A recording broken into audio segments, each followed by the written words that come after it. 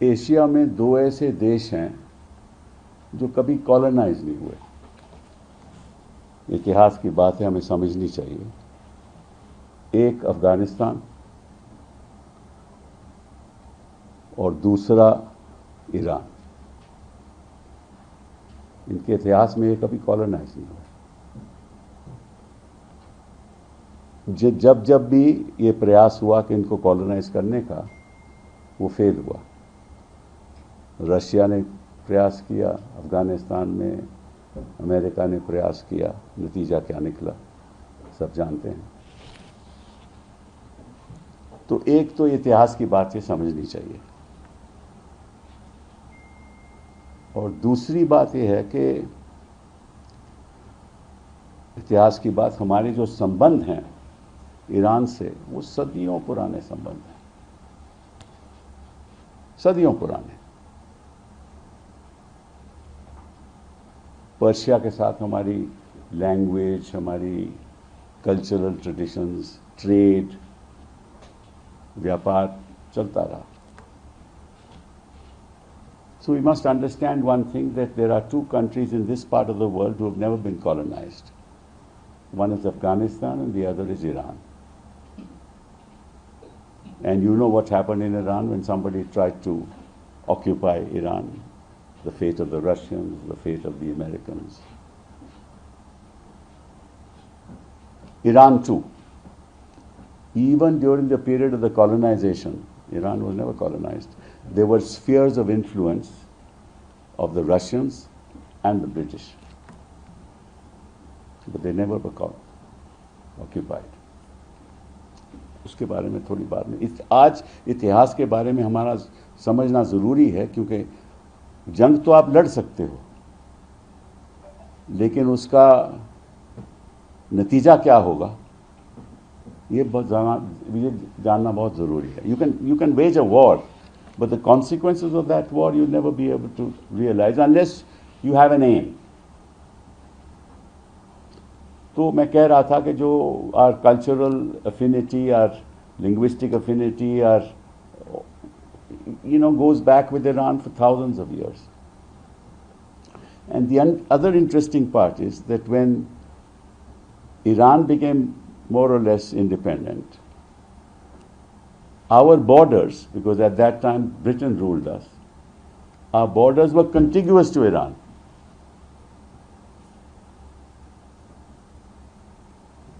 जब अंग्रेज यहाँ राज कर रहे थे तो जो हमारा बॉर्डर था वो ईरान के साथ मिलता था, क्योंकि अंग्रेज़ों की सुजरेनिटी थी, तो वहाँ भी बड़े संबंध हमारे रहे।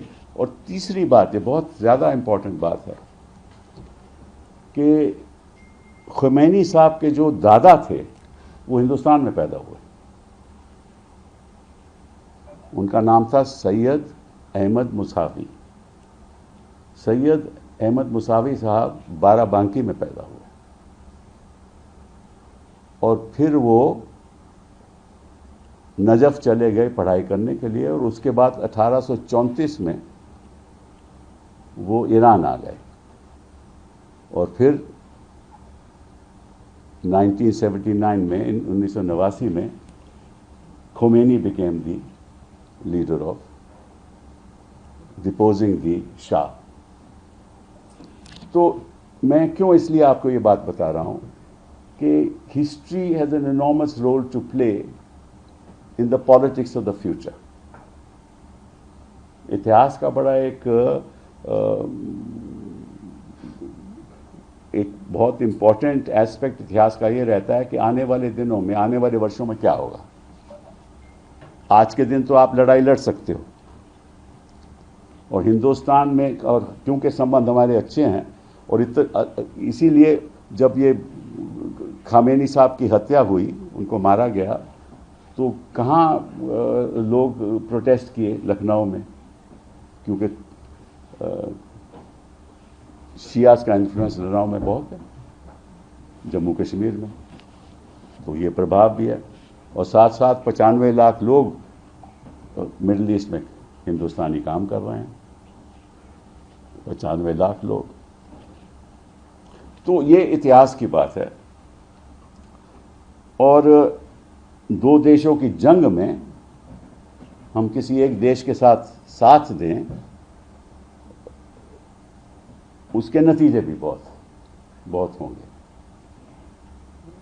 और हमें ये मालूम होना चाहिए कि अगर हम अमेरिका के साथ दे रहे हैं, और साफ जाहिर है पहली बार ऐसा हुआ है हिंदुस्तान के मतलब कि 2014 के बाद कि मोदी जी के मौन रहने से हमें पता है वो किसके साथ है। ये मौन की बात नहीं है, ये मोदी जी के मौन रहने की बात है। हमें पता चल रहा है कि वो किसके साथ है, क्योंकि फरवरी 25-26 मोदी जी 2017 के बाद इजराइल गए और 28 को हमला शुरू हो गया। तो निश्चित रूप से या तो नेतन्याहू ने उनको बताया कि हम हमला कर रहे हैं, और अगर नहीं बताया तो वो दोस्ती का ही, फिर काहे की दोस्ती, और अगर बताया तो वो भी एक खतरनाक बात है। तो बताने के बाद भी लगभग कोई 16 करार हुए इजराइल के साथ। हम जानते हैं कि नज़दीकी इजराइल के लिए हमारी क्यों है, क्योंकि हम टेररिज्म के साथ लड़ाई करना चाहते हैं, उसको ख़त्म करना चाहते हैं। हमारी टेक्नोलॉजी हमें इजराइल से मिलती है, वो अच्छी बात है, वो बुरी बात नहीं है। लेकिन किसी देश पे हमला करके उसकी लीडरशिप को मार देना और एक लक्ष्य हो और हम चुप रहें, ये हमें तो अच्छा नहीं लगता। मैं आपको एक और बात बताना चाहता हूं। हम 56 इंच की छाती की बहुत बात करते हैं आजकल। मैं नेहरू जी की 56 इंच की छाती के बारे में बात करूंगा, क्योंकि रोज नेहरू जी की आलोचना करते हैं। तो जब रशिया इन्फ्लुएंस कर रहा था, उनकी फोर्सेस ईरान में थी, और मैं 1953 की बात कर रहा हूं, तो नेहरू जी ने एक बयान दिया। हालांकि वो रशिया के बड़े नज़दीक थे, आपको मालूम है। उस समय उन्होंने रशिया की आलोचना की कि जब तक Russian forces continue in Iran, that is inconsistent with the rights of the Iranian people. ये पब्लिकली उन्होंने एक इंटरव्यू करके स्टेटमेंट दी कि अगर रशिया के वहाँ जो मिलिट्री है अगर ईरान में है, ये गलत बात है, और रशिया को अपनी फोर्सेस विड्रॉ करनी चाहिए, अपनी मिलिट्री इस्टेब्लिशमेंट विड्रॉ करनी चाहिए। ये ईरानियन जनता का हक है आपको देश को खुद चलाने का। ये मैं नेहरू जी की बात कर रहा हूँ। और यहाँ मौन रहने से ये लगता है कि इजरायलीज का हक है कि वो ईरान को तबाह कर दे। दूसरी बात, 56 इंच की छाती की बात करूंगा, और आप याद करिए ये बात है 1994 की। जम्मू कश्मीर में बड़े टेररिज्म का बढ़ावा हो रहा था, आपको याद होगा उस समय। और उस समय खामेनी साहब क्योंकि लीडर थे ईरान के, क्योंकि 10 साल तो रहे खोमेनी साहब 1989 से 1989 तक, और उसके बाद खामेनी साहब आए। और खामेनी साहब ने बाद में कश्मीर के लोगों के हक में बयान दिए हमारे खिलाफ। लेकिन 1994 में क्या हुआ कि जब ये हो रहा था तो नरसिम्हा राव जी प्रधानमंत्री जी थे, तो उन्होंने दिनेश सिंह को भेजा ईरान और बोला कि आईओसी की एक रेजोल्यूशन पास होने वाला है ह्यूमन राइट्स कमीशन में, यूरोप में, जनीवा में, तो आप विरोध करो प्लीज उसका। दिनेश सिंह गए, खामेनी साहब ने उनको बोला कि हम विरोध करेंगे। आईओसी के रेजोल्यूशन में पाकिस्तान जो ला रहा था, विरोध हुआ, वो रेजोल्यूशन पास नहीं हुआ। ये हुई 56 इंच की बात, 56 इंच की छाती की बात। तीसरा, मनमोहन सिंह के बारे में 2006 का वाक्य। 2006 में हुआ कि IAEA की मीटिंग थी, और मीटिंग क्या थी कि IAEA में अमेरिका चाह रहा था कि हम उसके हक में वोट करें अगेंस्ट ईरान, क्योंकि यही न्यूक्लियर फैसिलिटी की बात हो रही थी। तो डॉक्टर मनमोहन सिंह ने, हालांकि आपको मालूम है कि उस समय हमारा न्यूक्लियर डील हो रहा था और अमेरिकन ने यह कहा डॉक्टर मनमोहन सिंह को that your nuclear deal will be under threat, आपका न्यूक्लियर डील खतरे में होगा अगर हमें वोट नहीं करेंगे। तो मालूम डॉक्टर मनमोहन सिंह ने क्या कहा कि we will be guided by our own national interest. ये हुई 56 इंच की छाती की बात। तो यहां मौन रहते हैं और जो बोलने वाले हैं वक्त पे बोलते हैं, और जो वक्त पे नहीं बोलेगा उसको खमियाजा निभाना पड़ेगा। It's very important to know this, that history teaches us a lot of things. Way back in 1953, it is Pandit Nehru who opposed the occupation of the Russian forces in Iran and said that the rights of the Iranian people must be respected and the forces must move out. That's the courage of a prime minister who was close to Russia and yet made that statement. And in 1994, it was Narsim Rao who sent Dinesh Singh to Iran to persuade Khamenei, who had by then come to power, who later, in fact, sided with the Kashmiri people against India. But at that point in time, when Narsim Rao thought that a resolution which is going to be passed by the IOA would hurt India very badly if it is passed, because it was being moved by Pakistan, and everybody in the IOA was in support of that resolution. And we were able to persuade Khamenei to vote against it, and the resolution never got moved. That's when a strong prime minister does. He stands on principles, doesn't take sides. Dr. Manmohan Singh, 2006, very important. IAEA meeting, United States wanted India to support in their resolution in the IAEA for curtailing the rights of the Iranian people to use nuclear energy for peaceful purposes. And they said that if you do not do that, it might bring the nuclear deal, which we were having, the negotiations we were having, as you know, would be in jeopardy. And Dr. Manmohan said, nothing doing. We're not going to be guided by somebody else's interests. We will be guided by our own interests, and we'll take our own position. These are prime ministers who spoke when there was need to speak, who remained silent when it was not necessary to speak. और हमारे प्रधानमंत्री हैं जो वक्त पे बोलते नहीं और बेवक्त बोलते हैं। ये खासियत है। 1.5 घंटा भाषण और यहाँ मौन। मौन कौन है? मनमोहन सिंह जी नहीं। यही इतना मैं बात करूंगा आपसे। दूसरी बात, हमारे इरानियन शिप यहाँ आया, उनको बुलाया गया एक मिलन का, मतलब कि इंडियन गवर्नमेंट ने उनको बुलाया, नेवल फोर्सेस ने उनको बुलाया कि आप यहाँ आइए, और ये कंडीशन थी कि आपके यहाँ कोई हथियार नहीं होंगे. You will not have any weapons on that ship, which was invited by the Indian Navy to the Indian Ocean, right? So they were defenseless.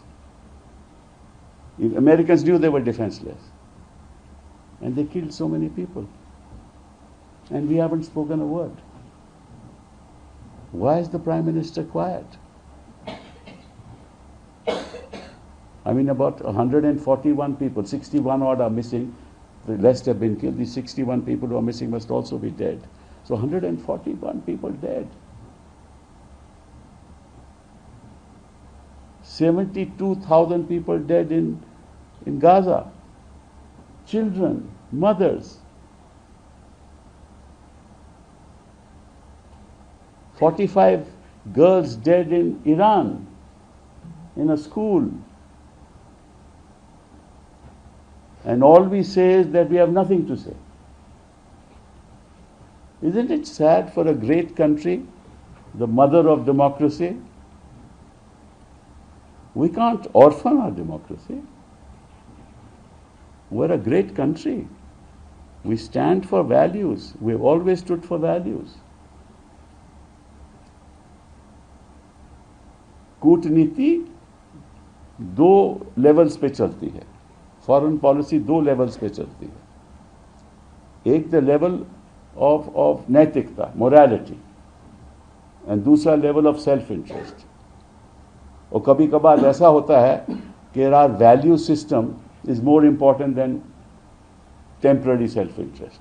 तो हमें बोलना चाहिए। हमने कहा ना, जब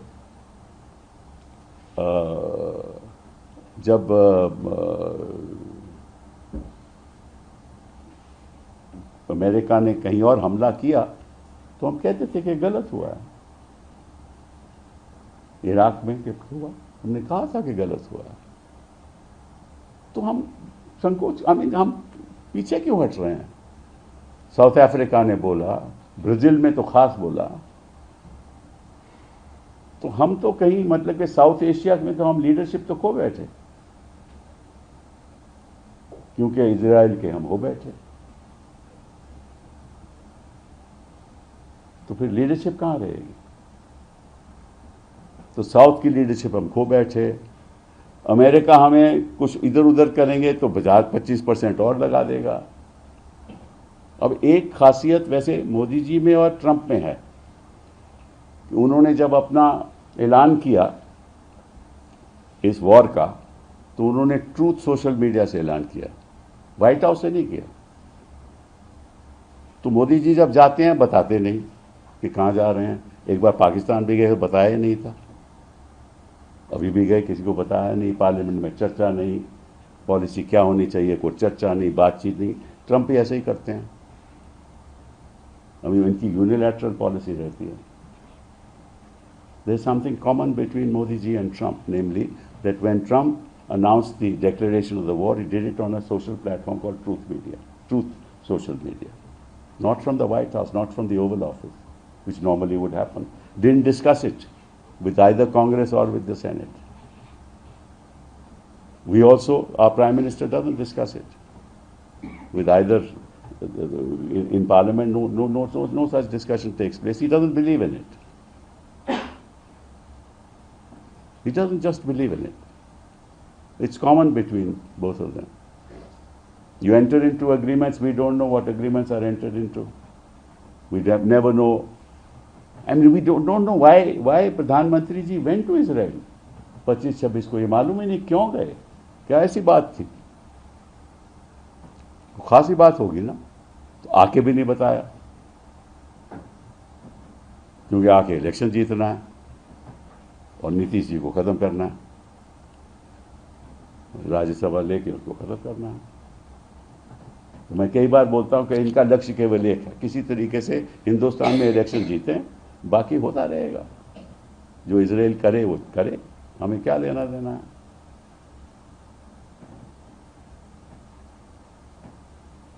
और ट्रंप के तो साथ हैं ही, तो कभी ना कभी तो ठीक ठाक हो जाएगा।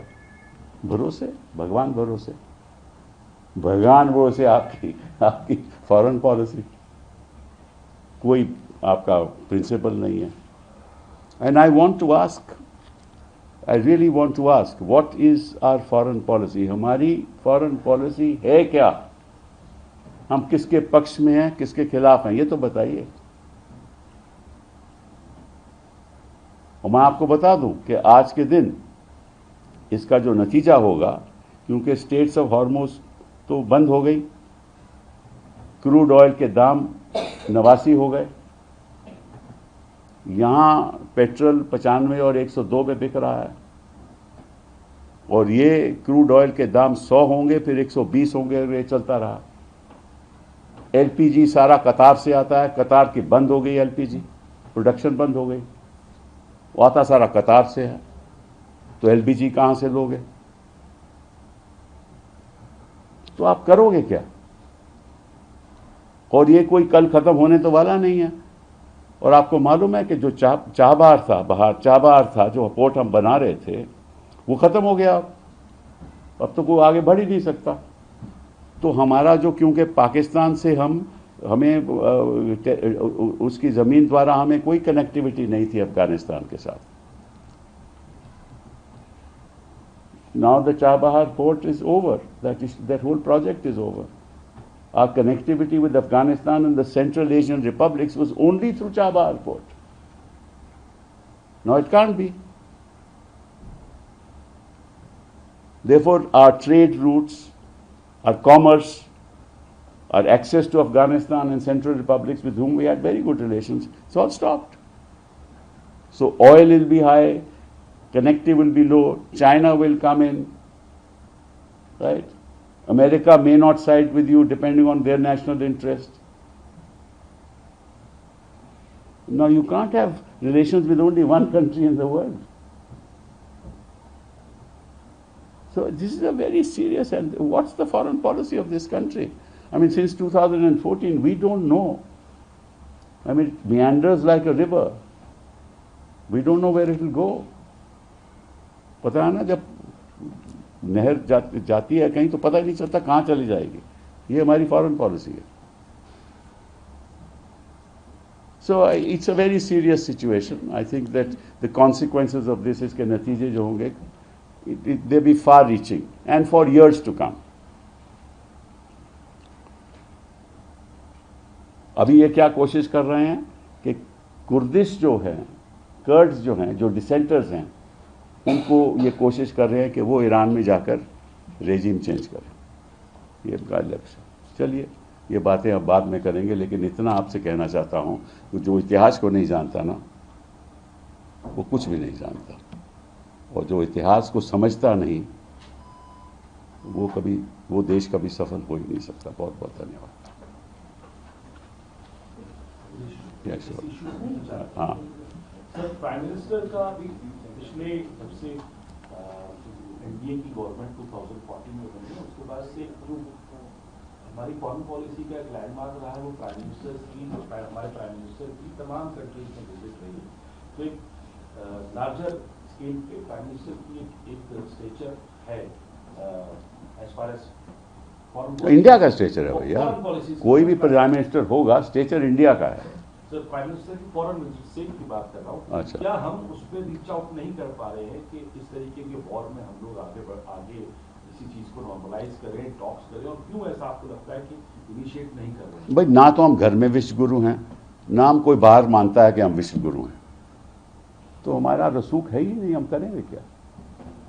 हम खुद कहते हैं हम हैं, तो जो मर्जी खुद के बारे में तो कुछ भी कह सकता, मैं भी कह सकता हूं मैं गुरु।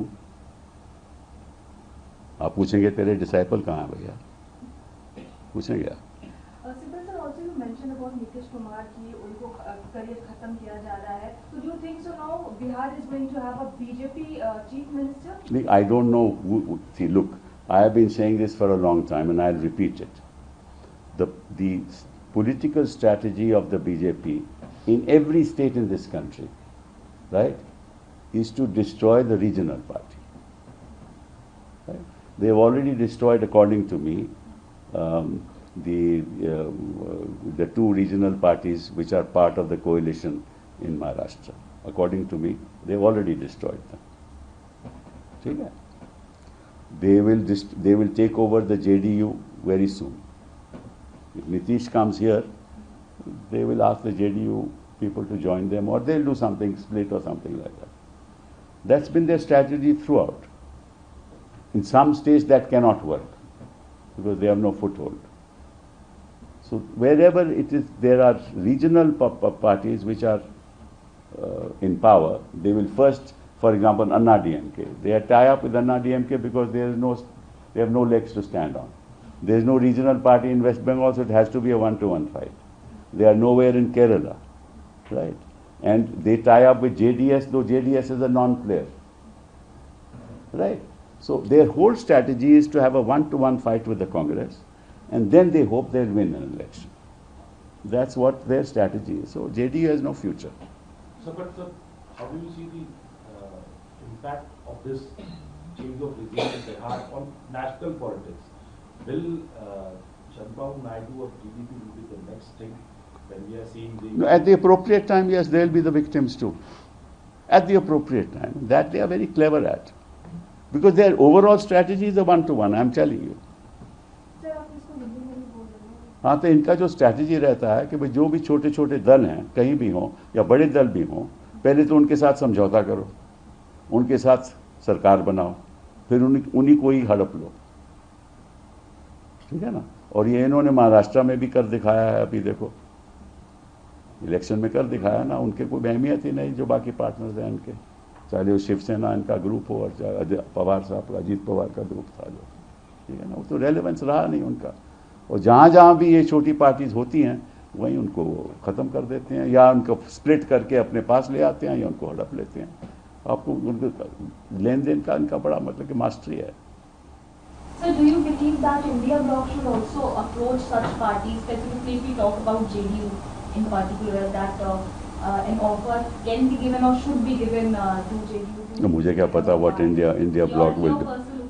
But I don't expect, express any personal opinions in matters of this nature. I have no personal influence on that, right?